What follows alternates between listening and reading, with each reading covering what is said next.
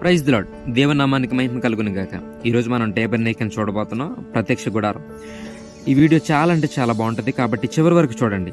చివరిలో అతి పరిశుద్ధ స్థలంలో ఉన్న దేవుని యొక్క మందసాన్ని చాలా అంటే చాలా అందంగా చక్కగా మనకు అర్థమయ్యే రీతిలో దాన్ని నిర్మించడం జరిగింది. కాబట్టి చివరి వరకు కూడా వెయిట్ చేయండి. దేవుడు మోషేకి బైబిల్లో కొన్ని ఖచ్చితమైన కొలతలు చెప్పాడు ప్రత్యక్ష గుడారాన్ని ఏర్పాటు చేసే విధానంలో.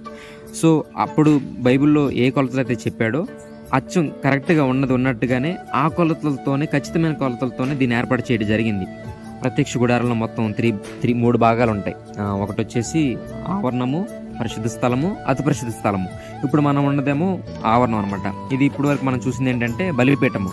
బలిపీఠానికి జల్లెల్లాగా ఏర్పాటు చేయమని చెప్పి దేవుడు చెప్తాడు. కాబట్టి అలా హోల్స్ పెట్టి అలా ఏర్పాటు చేయడం జరిగిందనమాట. ఇదంతా కూడా ఆవరణము, ఆవరణ ప్రదేశం. ఇప్పుడు మనం ఆవరణంలో ఉన్నాము. ఆవరణం నుంచి ఇప్పుడు లోపలికి వెళ్దాం. ఇది వచ్చేసి పరిశుద్ధ స్థలం అన్నమాట. ఆవరణం నుంచి పరిశుద్ధ స్థలానికి ఇలా వెళ్ళబోతున్నాం. దీన్ని ఇలా వీళ్ళు నిర్మించడం జరిగింది. ఇక్కడ మీకు కనపడుతుంది కదా, అది వచ్చేసి దీపస్తంభం. దేవుడు చెప్పాడు కదా బంగారముతోనే తయారు చేయాలని చెప్పేసి. ఇదేమో రొట్టెల నుంచి బల్ల అనమాట. ఇది వచ్చేసి దీపస్తంభము. ఖచ్చితంగా వీళ్ళు కూడా దేవుడు ఎంతైతే కొలత అయితే చెప్పాడో దీపస్తంభం తయారు చేయమని, అంత కొలతతోనే దీన్ని తయారు చేసినట్లుగా ఇక్కడ వీళ్ళు తెలియచేశారు. అలాగే ఇది వచ్చేసి ఎప్పుడు కూడా అగ్ని మండుతూనే ఉండాలి. దీని మీద ప్రదీపం మీద ఎప్పుడు కూడా మంట అనేది మండుతూనే ఉండాలి. కాబట్టి ఇలా లైట్లు పెట్టి, ఇలా కింద ఫ్యాన్ ఒకటి పెట్టి దాన్ని ఏర్పాటు చేయడం జరిగింది. ఇది వచ్చేసేమో రొట్టెల నుంచి బల్ల అనమాట. రొట్టెల బల్ల ఉంటుంది కదా, సన్నిధి రొట్టెల బల్ల. సో అదనమాట ఇది. అక్కడ దాన్ని రొట్టెలాగా అలా ఏర్పాటు చేసి అలా జరిగింది. ఇది వచ్చేసి మధ్యలో ఇలా తాడు ఉంటుంది. అంటే ఏంటంటే పరిశుద్ధ స్థలంలో నుంచి అతి పరిశుద్ధ స్థలంలోకి ఎవరు వెళ్ళడానికి వీలు లేదనమాట. కేవలం ప్రధాన యాజకుడు మాత్రం వెళ్ళాలి.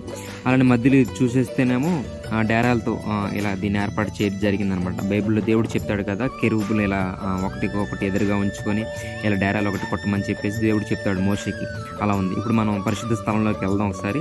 అది ఎలా ఉంటుందో ఒకసారి చూద్దాం. మీరు చూడండి, చాలా అంటే చాలా బాగుంటుంది.